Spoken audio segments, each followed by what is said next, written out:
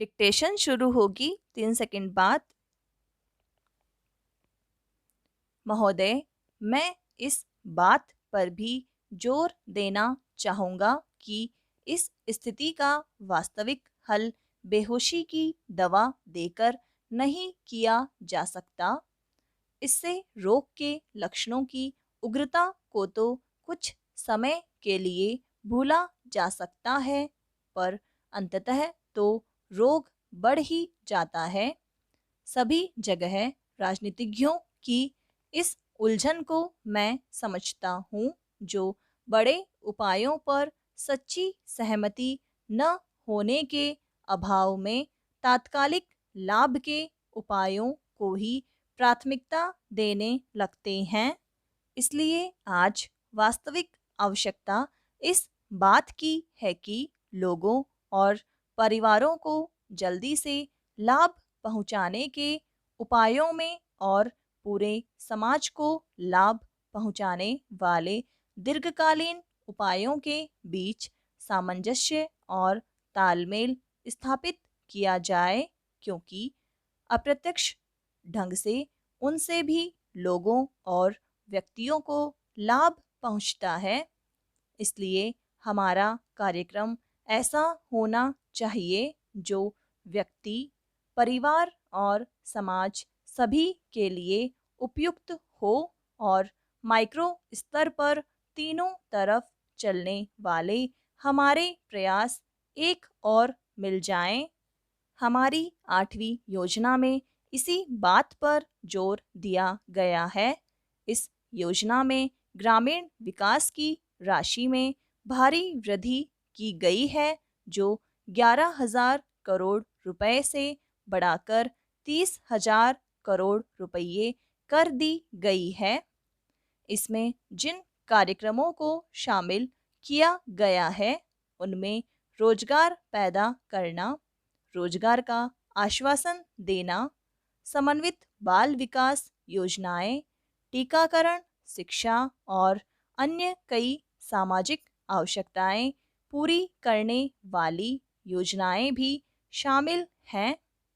इस बात की आवश्यकता हमेशा बनी रहती है कि समय समय पर लोगों की ज़रूरतों और मांगों को देखते हुए उनमें हमेशा यथोचित सामंजस्य किया जाना चाहिए।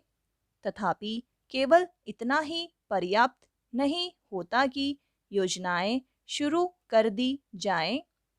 योजनाएं शुरू करने के साथ साथ यह भी ज़रूरी होता है कि लोगों को उन्हीं की भाषा में शिक्षित करने और समझाने के लिए एक व्यापक साधन और सतत अभियान चलाया जाए, ताकि उनके समझने और देखने के ढंग में जो छिद्र या गलतफहमी है उसे दूर किया जाए, क्योंकि प्राय उसके कारण विभिन्न प्रकार के आंदोलन शुरू हो जाते हैं।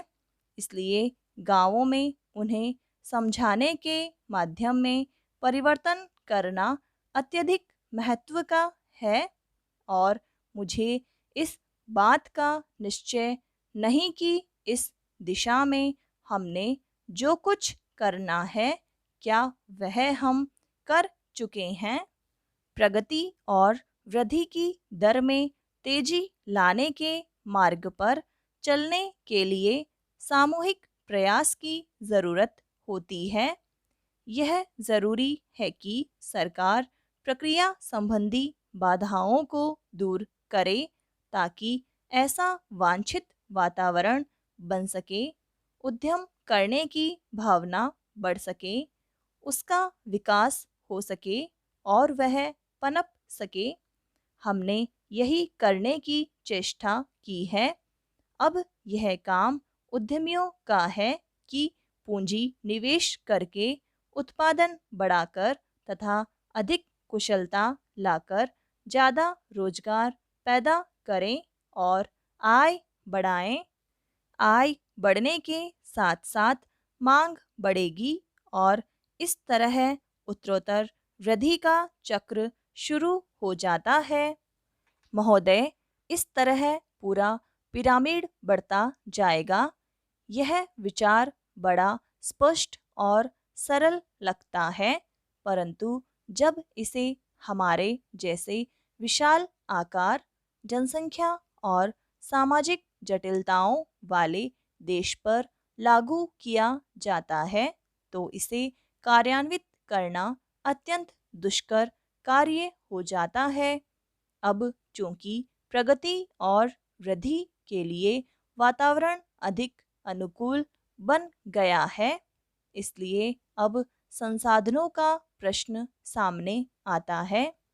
टेक्नोलॉजी, गुणवत्ता, उत्पादकता और प्रतियोगिता के प्रश्न सामने आते हैं। इन प्रश्नों पर विचार करते समय हमें विदेशी कारकों की समस्या पर भी ध्यान रखना पड़ता है। इस संदर्भ में विदेश से निवेश और टेक्नोलॉजी अपने देश में आती रहे, यह प्रश्न प्रासंगिक बन जाता है। बाजार में प्रवेश मिलने का प्रश्न भी महत्वपूर्ण बन जाता है। हमें अपनी अर्थव्यवस्था को विश्व अर्थव्यवस्था के एक भाग के रूप में ही देखना चाहिए। हम एक अलग थलग द्वीप बनकर नहीं रह सकते। हमें तो स्वयं को विश्व की प्रणाली के एक भाग के रूप में ही देखना चाहिए। इसी के साथ द्वीप का भी अस्तित्व बने रहना चाहिए और राष्ट्रीय हितों को भुलाया नहीं जा सकता। जिसे विश्वव्यापीकरण कहा जाता है, वह विश्व का एक भाग बनने का प्रयास मात्र है। इसके बाद ही हम शेष विश्व से यह आशा कर सकेंगे कि वह हमें हमारी आवश्यकता की चीज़ें प्रदान करे। मुझे विश्वास है कि ऐसा करते समय विसम्मति की कोई आवाज़ नहीं होगी, किंतु हम विश्वव्यापीकरण महज उसी की खातिर नहीं कर रहे। यह तो विशिष्ट रूप से भारत के लोगों के हितों को ध्यान में रखते हुए किया जाना चाहिए, क्योंकि शून्य देकर केवल शून्य ही मिलता है।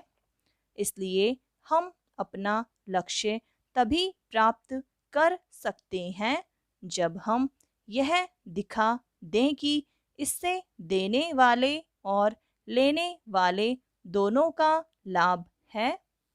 विश्व अर्थव्यवस्था आज अधिकांशतः बाजार की ताकतों के सहारे चल रही है, और यदि हम इन बातों को अनदेखा कर देंगे तो इससे हमें भी भारी हानि उठानी पड़ेगी। अपने प्रयासों में हमने इस वास्तविकता को स्वीकार करने का प्रयास किया है। विश्वव्यापीकरण से हम अभिभूत नहीं हैं, परंतु हम अपनी ओर से यथार्थ को समझने की पूरी चेष्टा करते हैं। कुछ आलोचकों ने यह कहा है कि विदेशी निवेशकर्ता हमारी अर्थव्यवस्था पर छा जाएंगे।